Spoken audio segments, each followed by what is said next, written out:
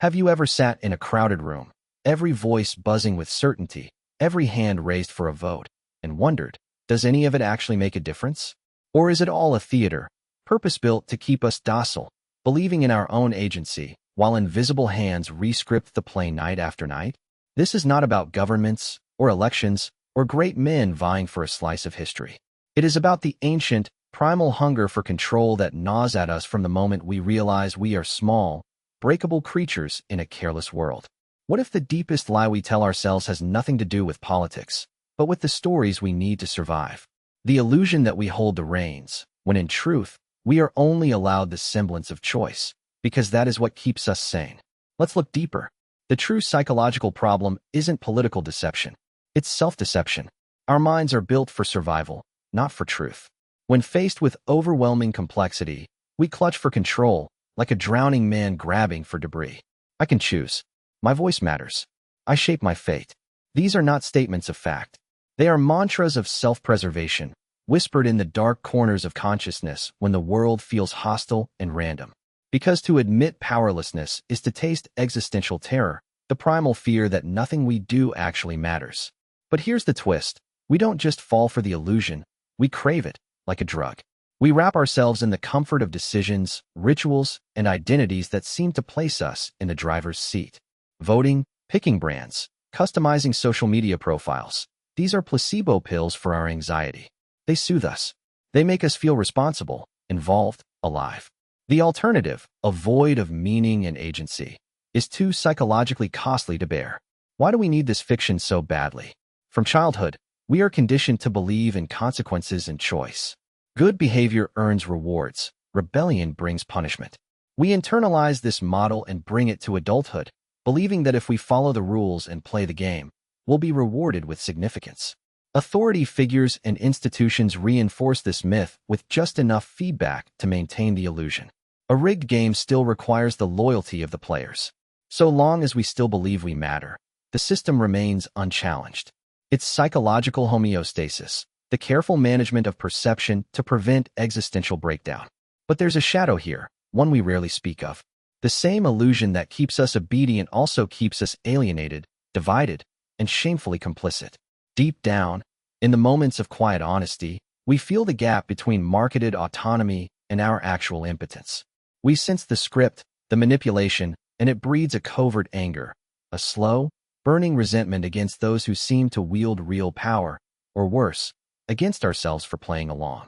When the illusion is threatened by scandal, by crisis, by glimpses behind the curtain, our first reflex is not rebellion but rationalization. We move the goalposts, rewrite our own histories, anything to preserve the myth that we have a say. The fear of irrelevance is heavier than any chain. What does this hunger for control say about us? It reveals a paradox. We desperately want to be authors of our fate, but we are willing participants in a shared dream, one that trades real agency for psychological safety. Most people, most of the time, do not want the raw burden of truth. We want comfort, psychic sedation. And when the opportunity for genuine autonomy is placed before us, it feels less like liberation and more like a threat. It is easier to be a well-treated hostage than a free but exposed wanderer in a chaotic world. This is why mass movements, cults, and even seemingly innocuous communities so often thrive. They trade on the delegation of responsibility to a collective or a leader. The group thinks for you, and you, relieved, can relax into tribal belonging. Identity becomes a shield, and real responsibility dissolves. The cost? You are never quite sure whose voice echoes in your head, or whose desires animate your choices. The very boundaries between your thoughts and those of the crowd begin to blur. Is it you voting, or is it the avatar you become for acceptance? And here's where it gets darker still. On a personal level, this illusion eats away at the foundation of every relationship, every ambition, every moment we measure worth. When you partner, take a job, build a family, you want to believe you are the author of your script. But so much of what shapes us is invisible. Family expectations, cultural blueprints, buried traumas. We bargain with the world using currency we did not mint. The menu of options we so proudly agonize over was drafted by unseen hands long before we ever arrived at the table. This is why so many people feel chronic dissatisfaction, even in success.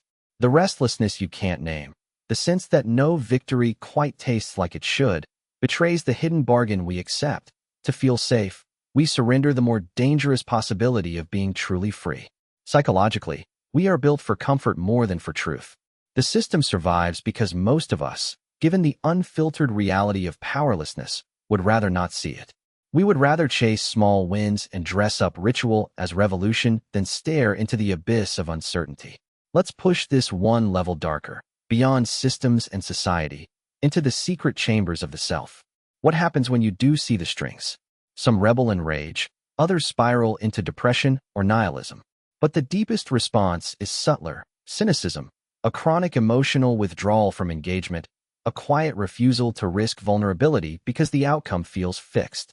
Cynicism offers us the excitement of feeling smarter than the game, but it also isolates us. We weaponize knowledge of the illusion to shelter our egos, but at the cost of connection, purpose, and even hope. In running from manipulation, we sometimes run from meaning itself. So the most uncomfortable truth is not just that the illusion of control exists, but that we need it far more than we ever admit. To be human is not just to desire agency, but to survive through the rituals, dreams, and myths of our own making. We are both the deceived and the deceivers, living inside a psychological contract where everyone plays a part, and almost nobody wants the show to end. The systems outside us are just a mirror of the ones within us, fragile, necessary, and, if stared at too long, dangerously transparent. The closing line? The world may never give you real control, but the real question is, do you even want it? Or do you only fear what would happen if the illusion slipped away?